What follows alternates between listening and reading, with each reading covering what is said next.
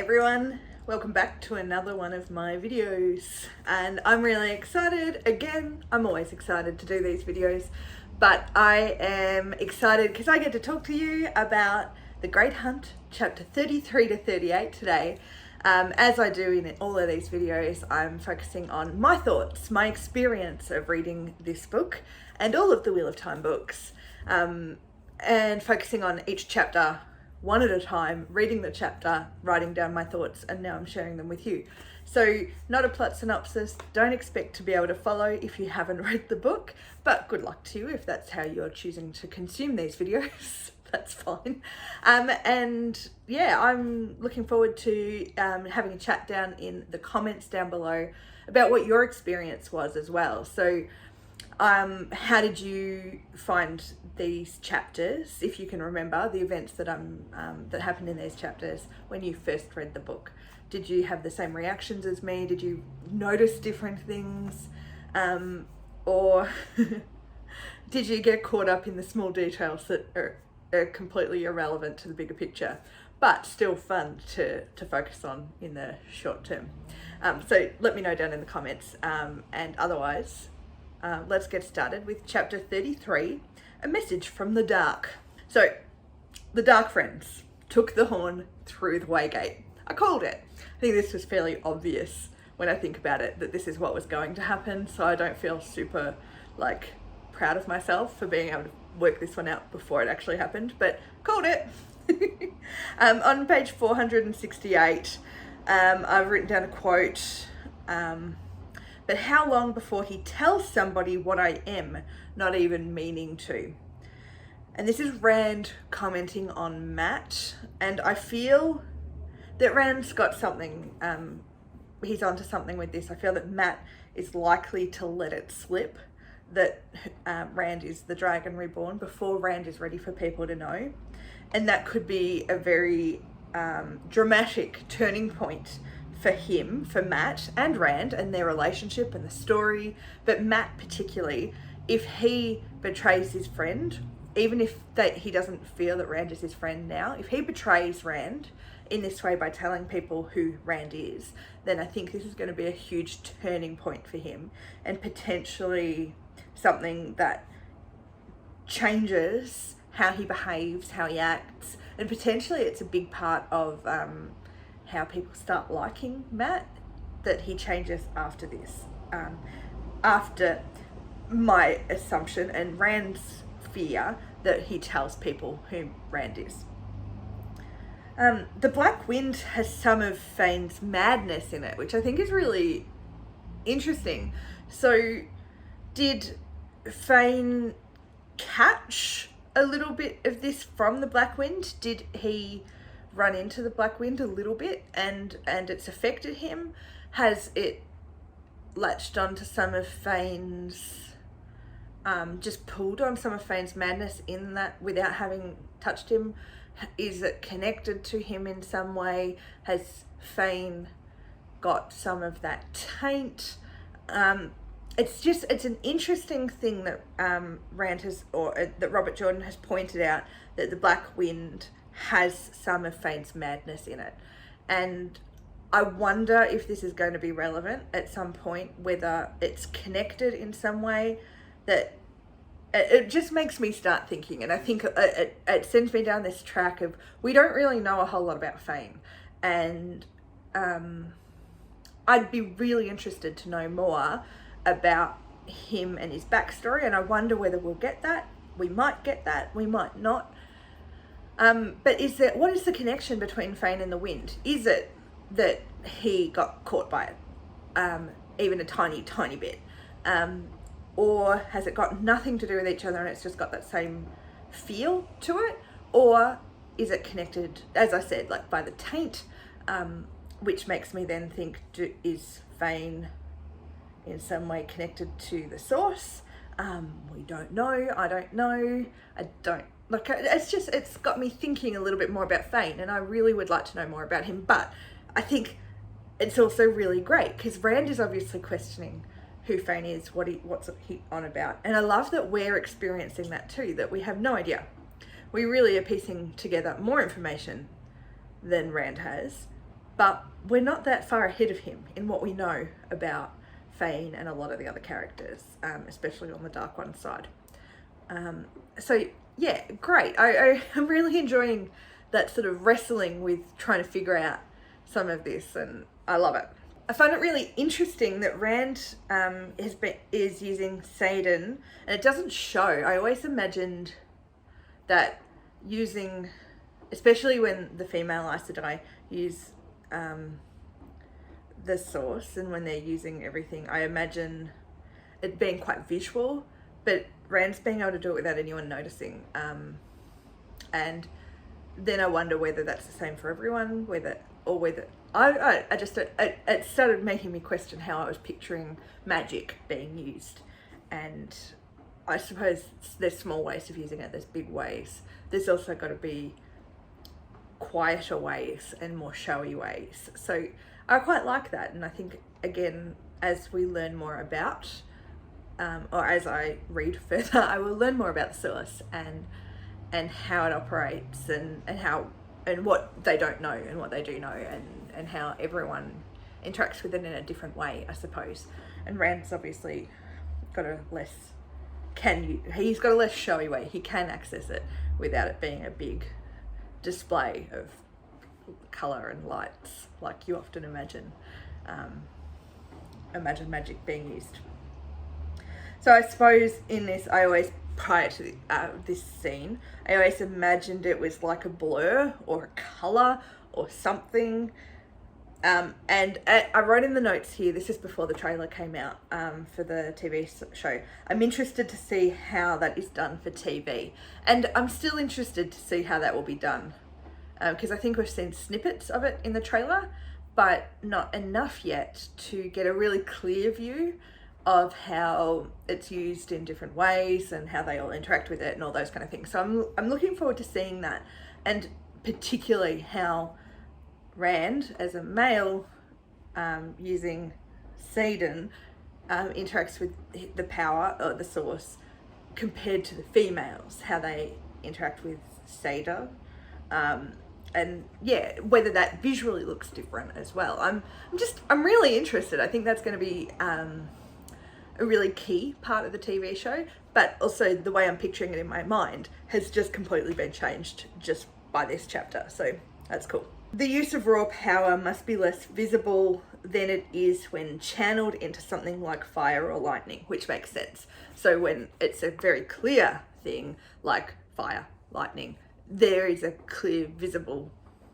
thing happening, but raw power must look different. Again, it's cool. Page 472, I've written down, we may be a poor pair of heroes, but we are what there is. That's Rand to Loial, and I love that. I haven't written anything else in the book about that. I just really like that quote. We may be a poor pair of heroes, but we are what there is. And I just think that pretty much sums up a lot of the characters at this stage anyway. They're what there is, and they might not have the skills or the knowledge or anything, but that's to come, I hope, and this is what there is, so they've just got to do the best they can. Matt's only got a few weeks at most to find the dagger. He must look pretty awful if people thought he was sick or starving, and that's not what I was picturing before, because I think that's the thing. When I think about it, yes, that's how he was described, looking quite sickly, but the way he just doesn't come across, and that's what they're saying, is he's coming across as strong. He doesn't necessarily feel weak or anything. He just looks really bad, and it's a really cool idea, I think, that Robert Jordan's had there of someone wasting away but still full of life and could keep going until they just drop dead, like instantly. But only a few weeks left, and that's a little bit of a concern. I don't think he's gonna die. I have a feeling. No, I know Matt sticks around. I know he's got a part to play in the long run, and I know, but it'll be really, really cool to see how this comes off and how tight the timeline is between him getting the dagger and all that. And then I've got another quote here on page 479, where Varen says, "And what of you, Rand al'Thor? Do you feel well? Do you fight it still, or have you yet surrendered to the wheel? I love that idea of surrendering to the wheel, that idea of surrendering to your fate. And then it sort of creates these whole things. Rand's dealing with that whole thing of wanting to create his own fate, wanting to make his own decisions. But will he then be freer and feel better and more in control if he surrenders to fate and what the wheel has planned? Even like, it's a philosophical question there, I think, and I like it, and I think that's a really great question. Do you feel well? Making him start thinking about it. The more he fights against it, the more uneasy and everything he would feel. Yeah, it's interesting. Again, very interesting. So then a couple of questions here. Where is Celine? I had expected, but maybe she won't come near them while Veron is there. Veron would be able to identify her, I'd say, given my strong suspicions that Celine is Lanfear. I'd say Veron or someone else in the party, Ingtar or someone, would be able to identify. So she won't come near them. And what's going to convince Tom to join them? Because I still am adamant that Tom is going to join them. So anyway, off to a steading, and that is awesome. Very excited. Chapter 34, The Wheel Weaves. And this last video, I commented on the fact that Robert Jordan hasn't really killed anyone else. And then in the last chapter, I said, what's going to convince Tom to join them? Poor Dina. Possibly the first actual death of a character we get to know a little. I really liked her. I thought that she had a lot of potential as a character in this book, to call out some of the behaviour of some of the characters. I really did like her, and I thought, yeah, I wanted to see more. But there are a whole heap of really strong women in this series, and I'm loving that. And Dina was just another one of those women who, I hope this isn't a common thing that happens, that strong women characters get killed off as a bit of a plot device to further the action. She didn't deserve to be killed off just to get Tom back with the others, or at least that's what I assume he'll do. He'll join them, and the king had it done, which is terrible. I thought he'd be weaker than that. In other videos, I've talked about the fact that I was thinking it was a bit of a puppet king, being controlled by others. I thought Barthane would appear at a later date, but I guess not. This sort of, I felt that a little bit of the setup in Kahine was, it was actually really expertly done, almost by Robert Jordan, that it sets it up that I think these people are going to be players, and then, let's get rid of them because they don't matter in the scheme of things. But he took time to introduce these characters and develop them and make me intrigued by them, even if we never met the king in particular. But I just think it's just a really great way. Robert Jordan's just, he's doing things, he's messing with my mind a little bit, and I love that. And Fane made it to Tom and Head and just handed over the horn. Like, I don't know what's going on there, but he just handed it over. What an idiot. That's what I wrote here. I'm not just saying that.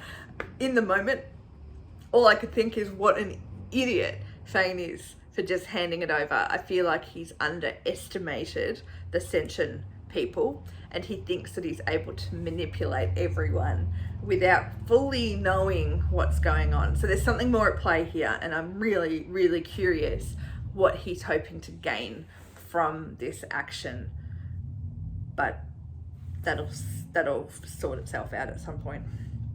I absolutely have no idea how Rand is going to get it back from the Sentient. That just doesn't seem like something he's going to be able to do on his own. I feel like he's going to need some extra help, so maybe Moraine will come along or Lan, or like there's going to need to be some extra help because Rand and the crew that he's got are not up to dealing with ascension risk on their own. That is assuming that Rand does get the horn back. I've kind of assumed that he will get the horn back, but maybe he never does. Maybe the Great Hunt doesn't end in success. That's always a possibility. I make an assumption that by the end of the book they're going to have the horn back. I don't know that that's actually going to happen or not. Maybe it ends up going to the Ascension's home and someone is going to have to go there to get it back. And maybe they manage to get the dagger back, and then the horn falls through, and they can't get it. And so this is another book at some point, them having to go get the horn. Look, it's an interesting thought. We'll see. As I progress through my notes, we'll see what happens. Interesting that Turak mentions the Grom creatures. So then does Selene have some connection to the Ascensions? Because Selene knew, in that other world, Selene knew about the Groms. Does she have some connection to the Ascensions, or are the Groms something that we're going to see more of? It's intrigued me a little bit. I think that they're a fascinating, like really great descriptions from Robert Jordan about what these Grom creatures look like, and I really thought that they were some otherworldly kind of thing, which I suppose doesn't make sense. It was the same world, but just in a different what-if scenario. So it makes sense that, yeah. Anyway, I wonder whether she's got some connection to the Ascensions. And, yeah, well, that will be interesting to find out as we learn more about her and them. The pace of the book is beginning to pick up now. It feels like it's racing towards the end, which I notice about Robert Jordan's writing style. It sort of has a pace. I wonder if this will continue on. It has a pace. It doesn't plod along. It does keep a pretty decent pace, both the two books so far. A decent pace going forward, but then the last quarter of the book does start to pick up a little bit, and this is maybe the last third. It starts to pick up and it's more pressing, more urgent. I can imagine yeah, given that they're going to the steading next, I can imagine that the pace is going to slow down a little bit, given what we know about the Ogiers. I can imagine it's just going to slow down, and that's going to be incredibly frustrating for Rand and crew, as they're really wanting to get to Tom and Head as quickly as possible. The tension is incredibly real, and you can feel it. Like, you can just feel it. It's building. Very well done. Chapter 35, Steading Sofu to Sofu. Steading Sofu, I'm going to go with.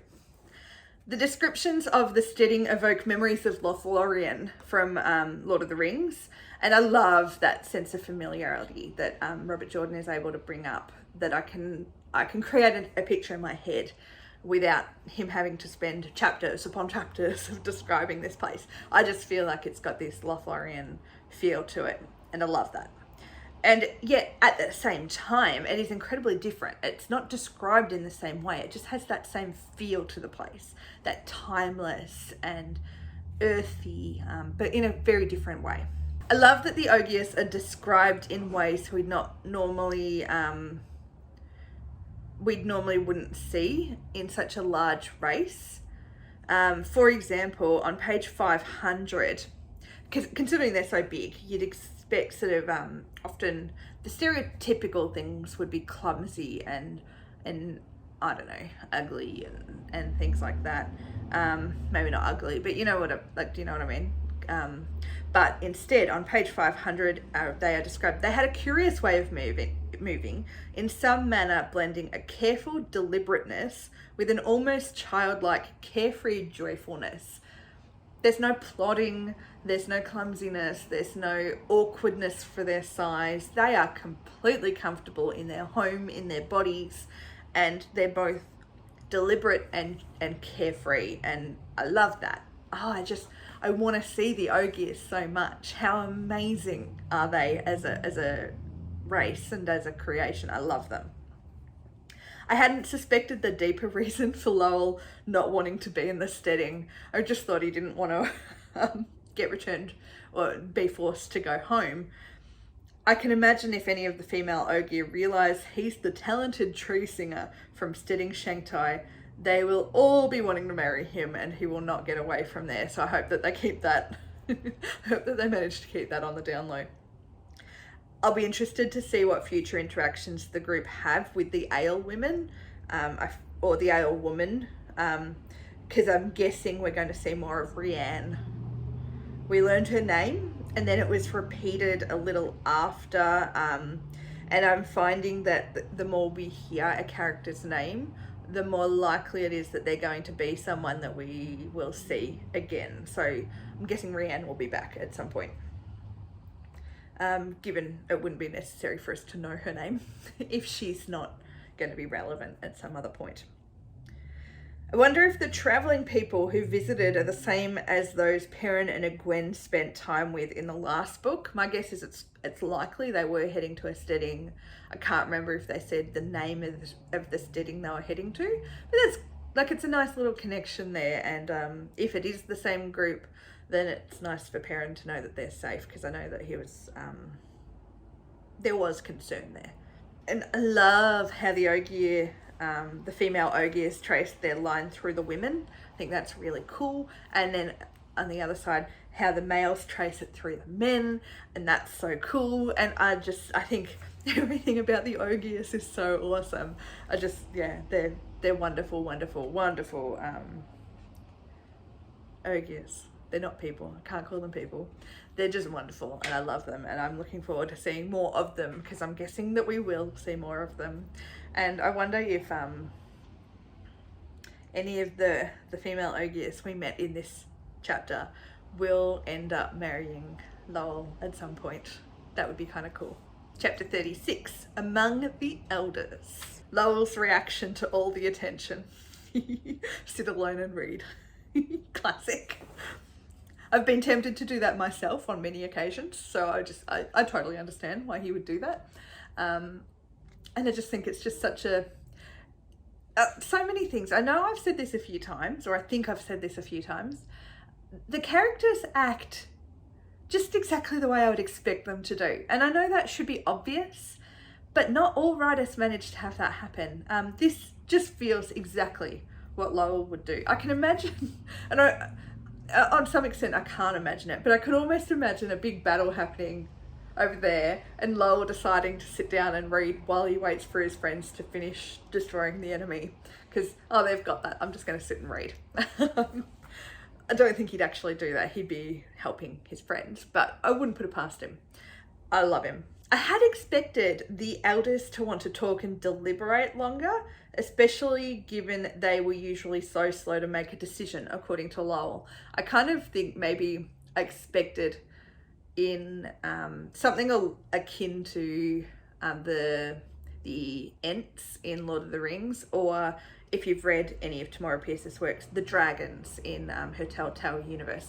They are big talkers. They want to talk it through. They need to debate. They need to process it. I kind of thought that that's what was going to happen, but these Ogiers seem to make a decision pretty quickly, considering what I was expecting. I guess that speaks more, though, to a respect for the pattern and Ferrin as Aes Sedai than maybe what they would normally do. I don't think we can necessarily say that this is how they would handle everything. I think it's the fact that Ferrin and has been there and is speaking up for this, and there's talk of the pattern and Tavern and all that kind of stuff, that I guess that's moving it forward quicker. The Waygate being blocked isn't too much of a surprise, to be perfectly honest. The danger of the wind wasn't something they could fight. The portal, on the other hand, will take them to the other world or a similar place that does have danger they can fight. And I expect to see the Groms again. I feel that there needs to be a little bit more training up, more of that sort of encounter opportunity for the group to experience some battle heading into where they're headed. So they're more likely to deal with that in this other world than they are on through the Waygate, and I just think that that makes a lot of sense given that they went through the Waygate at the end of the last book. I couldn't imagine them mirroring that too, although that would have been nice considering the other parallels that the two books have had. And maybe Selene will follow them. I can't imagine her approaching while Varen is there to see through her though, because I can't imagine she turns out to be one of the good guys. I have my suspicions, but no confirmation yet. So Selene, fun character, lots of questions. Was a fun journey of discovery.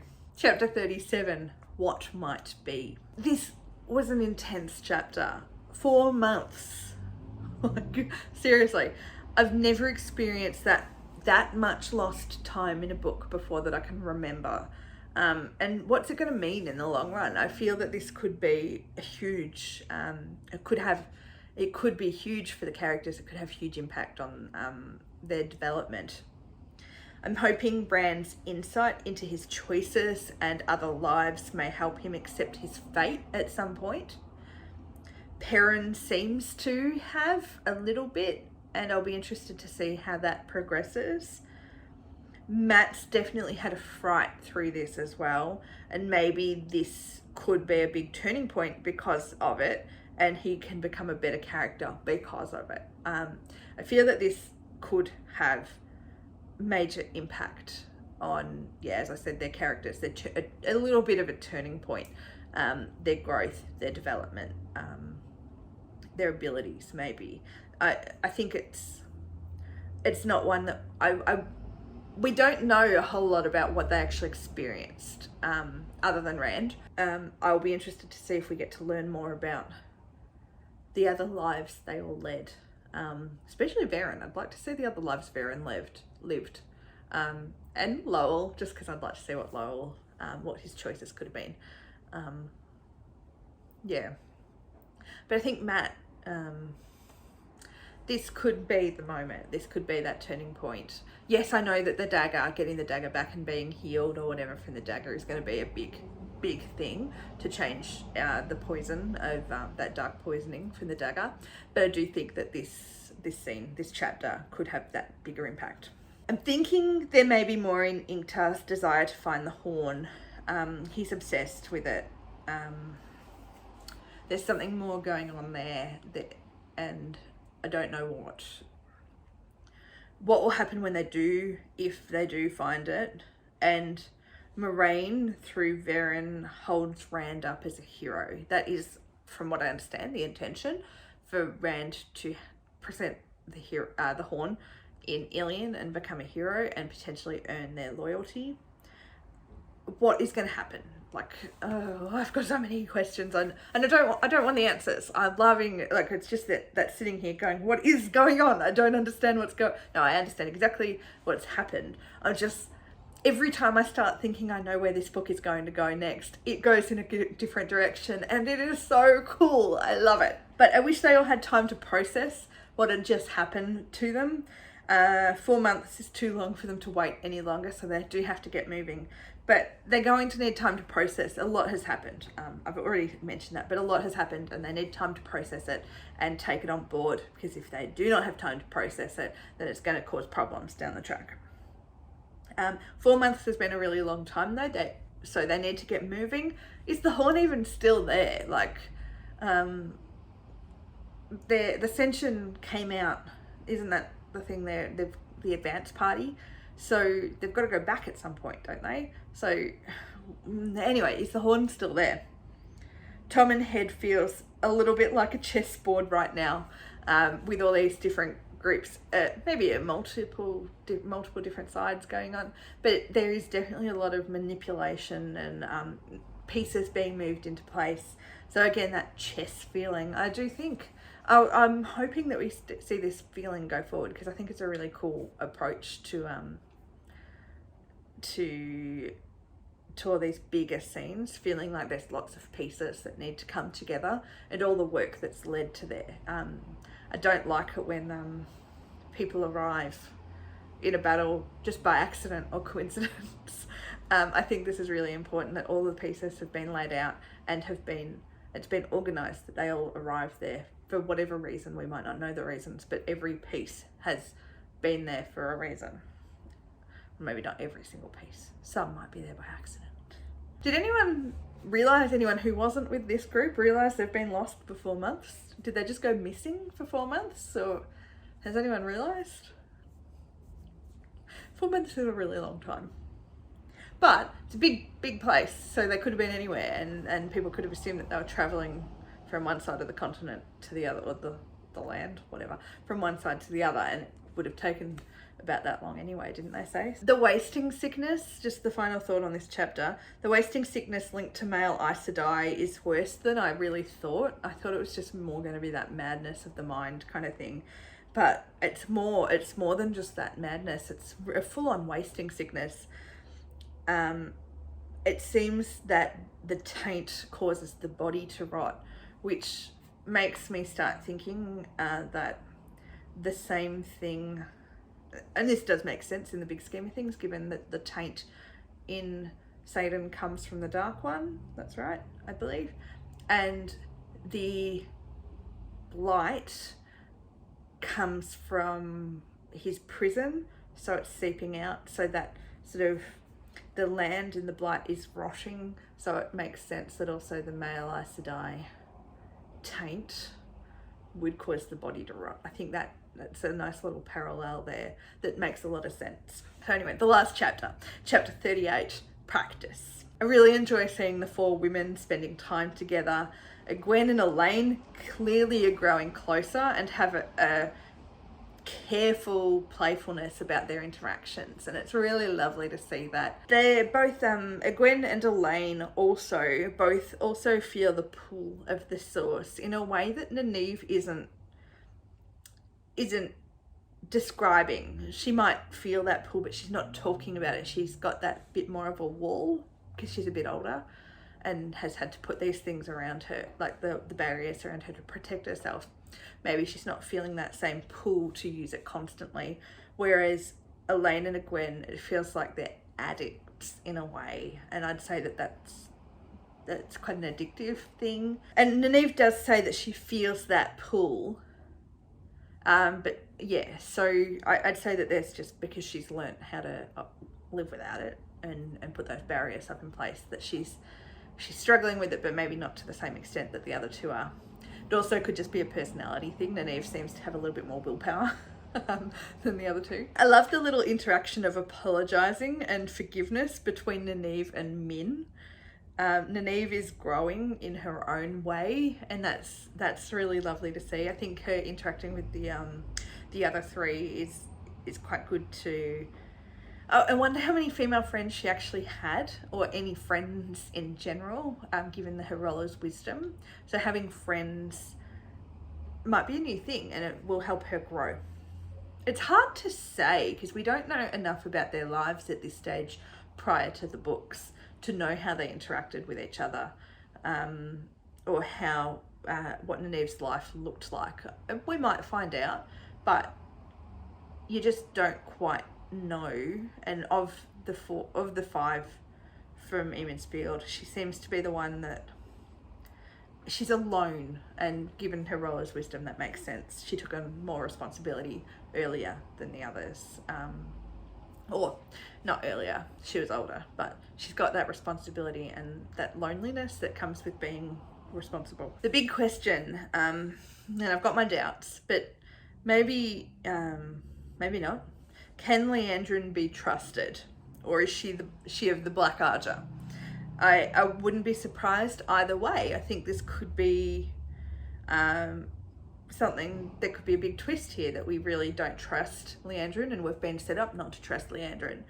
And then we discover that actually she's on their side, and Veren's of the Black Arger, and she can't be trusted. And so that wouldn't surprise me. That would be an interesting twist, an interesting way of having these characters be in this book. But then, why don't I trust any of these characters? I know it's because our narrators, or the characters with the point of view, don't trust them, so we're not trusting them either. But I just don't trust any of them. And I just think that's such a... I think even Moraine doesn't trust them, and the Amyrlin doesn't trust them, and no one trusts each other. And I mean, that must be a really lonely way of living. I guess they're going to the Waygate. That sounds like a really dangerous idea, leading to more mistrust of Leandrin. And Nynaeve and Egwene should know better. Like, even Elaine should know better. It really, really highlights how out of